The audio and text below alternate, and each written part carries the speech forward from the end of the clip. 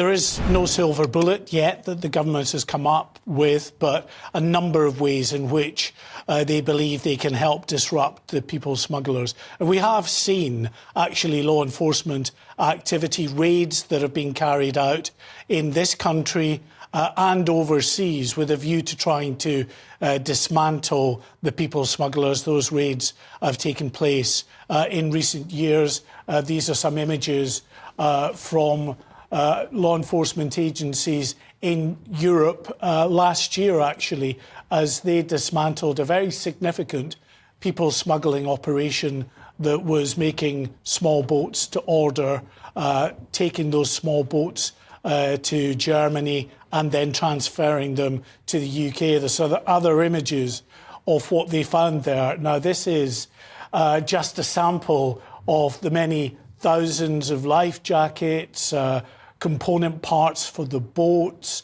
There's outboard motors as well. These outboard motors are made in China and are transferred to Turkey. And in Turkey, other component parts of the boats are assembled. They're not inflated, obviously. They're packed up in boxes and they're transported by road, the road network, up towards Germany. So very interestingly, the UK authorities announced that there was going to be a deal and greater cooperation between the UK and Germany just in the last couple of weeks.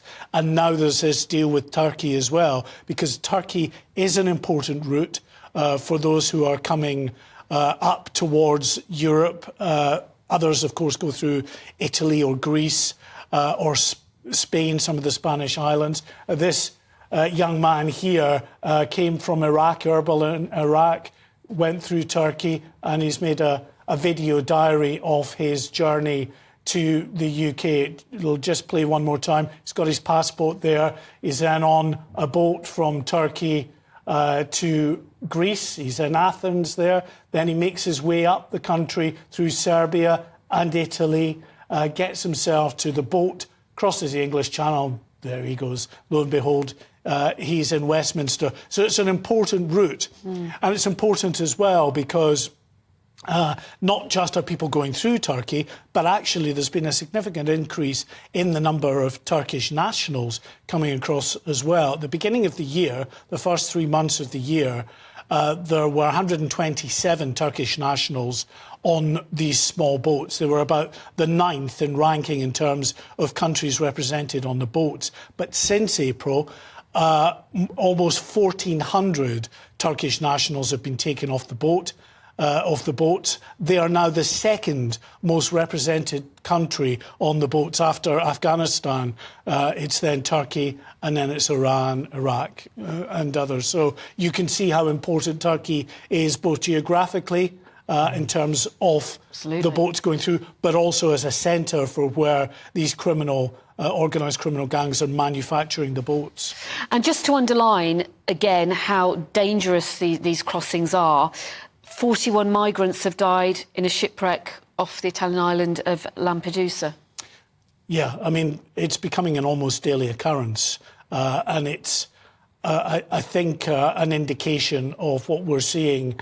We should say that these images are from the English Channel of a boat that crossed just in recent days, and it gives you an indication of just how packed out they are there. Well, they're also packed out, of course, in the Mediterranean when they cross in inflatables and sometimes actually boats, hollowed-out boats, small fishing boats and the like. And this particular boat that overturned near Lampedusa had 45 people on board. Only 4 have survived, all from Africa. They were picked up and said that the boat, just about an hour or so after leaving Tunisia to head to Italy, had been swamped by a big wave, and everyone, washed away, including some children. And no doubt they had paid people smugglers to be in that boat. It is. It's an industry right from the very start where, I mean, let's be honest, these migrants are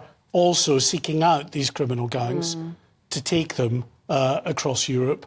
So it's not just a one-way thing.